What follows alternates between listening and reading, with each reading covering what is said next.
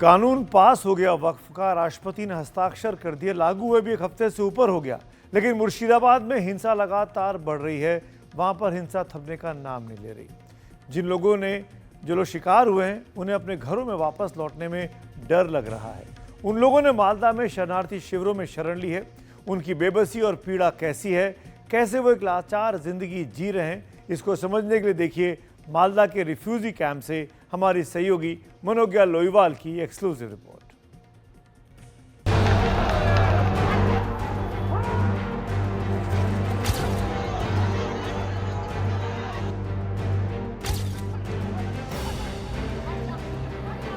ये तस्वीरें पश्चिम बंगाल की हैं, जहां माँ, माटी और मानुष परंपरा में रचा बसा है।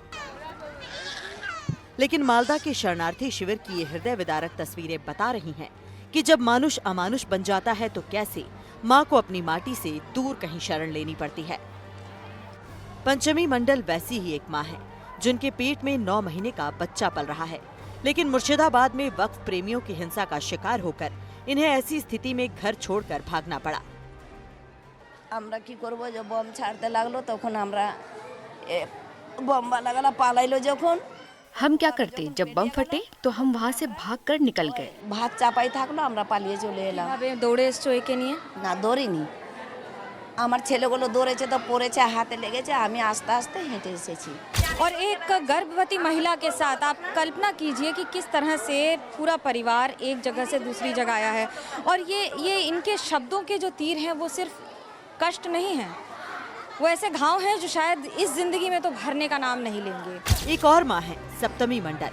सप्तमी भी मुर्शिदाबाद में ही रहती थी, लेकिन वक्त पर जिन्होंने खूनी हिंसा का नंगा नाच खेला, उनके डर से ये भी अपने 6 दिन के बच्चे के साथ यहाँ रिफ्यूजी कैंप में पनाह लिए हुए हैं। पति कोलकाता में रोजी रोटी कमाते हैं, लेकिन यहाँ जिंदगी कैसी है अब बताने की जरूरत नहीं।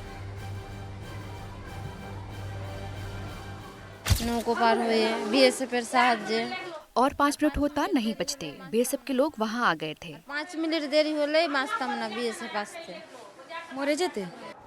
जिस बंगाल की पहचान माँ से है, माँ दुर्गा की आराधना में नवरात्र में 9 दिनों तक लीन रहता है जो बंगाल, उस बंगाल में माताओं का ये हाल एक महिला मुख्यमंत्री के राज में हुआ है। बंगाल में मुख्यमंत्री हैं ममता बनर्जी, लेकिन उनकी पुलिस पर बंगाल की माँओं को आज रत्ती भर भरोसा नहीं है।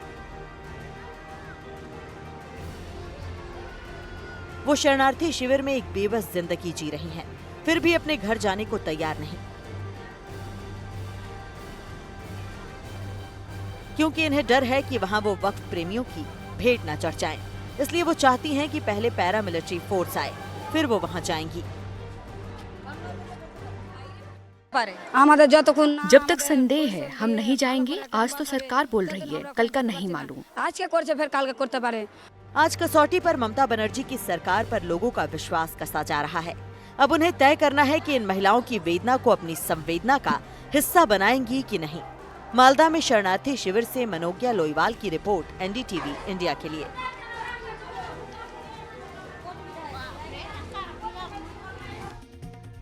इस वक्त मनोज्ञा मेरे साथ जुड़ गई है मालदा से, जहां पर ये रिफ्यूजी कैंप है।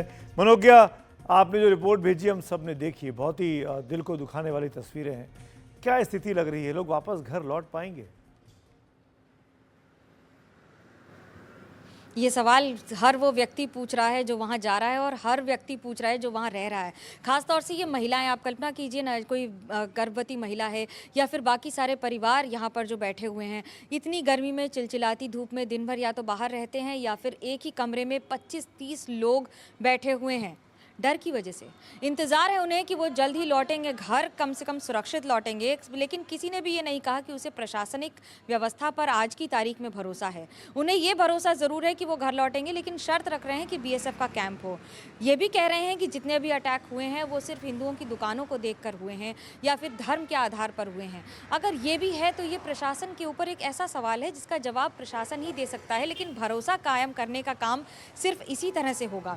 आज जिन महिलाओं से हमने बात की या आसपास के जिन इलाकों में हम गए, उसमें यही है कि वेदना के साथ थोड़ी सी संवेदना चाहिए सरकार। मनोज्ञा, आप सुबह से वहाँ पे घूम रही हैं आज, और पिछले करीब एक हफ्ते से सिचुएशन मुर्शिदाबाद और आसपास के इलाकों में बहुत टेंस है। सवाल सिर्फ इतना सा है कि सिर्फ एक ही कम्युनिटी के लोग पीड़ित हैं वहाँ पर, या दोनों तरफ के लोग पीड़ित हैं? देखिए, वक्त के खिलाफ प्रोटेस्ट एक पर्टिकुलर कम्युनिटी कर रही थी। जब कम्युनिटी प्रोटेस्ट कर रही थी तो उस समय उसे शांतिपूर्ण होना था। 3 बजे की नमाज के बाद ये प्रोटेस्ट होना था और ये लगातार होता रहता है कि अगर कोई प्रोटेस्ट हो रहा है तो उसे परमिशन के तौर पर दिया गया है या नहीं, ये सरकार बता पाएगी। लेकिन उस प्रोटेस्ट को जो एक जगह से दूसरी जगह जाना था, उसने किसी तरह से एक ऐसा रूप ले लिया जिसमें हत्या की गई। और अगर किसी की हत्या की गई है तो वो एक धर्म आधारित रक्त रंजित राजनीति पे आके टिक जाता है। बंगाल के इतिहास में हमने इसके पहले भी हिंसा की घटनाएं देखी हैं। हिंसा लेफ्ट के समय पर भी होती थी, हिंसा अब तृणमूल कांग्रेस की सरकार में भी हो रही है। लेकिन हिंसा की तस्वीर अब ज़्यादा सामने आ रही है और हिंसा की तस्वीर बदलती चली जा रही है। इस बात के कोई दो मायने नहीं हैं कि एक पर्टिकुलर कम्युनिटी पर अगर अटैक हो रहा है तो वही डर के आ रहे हैं, बाकी कोई नहीं आ रहा है। लेकिन इसके पीछे कारण क्या है? प्रशासन ने साफ कहा है हमने 200 से ज़्यादा लोगों को गिरफ्तार किया है और जो लोग इस साजिश के पीछे थे उन्हें भी गिरफ्तार कर लिया गया है।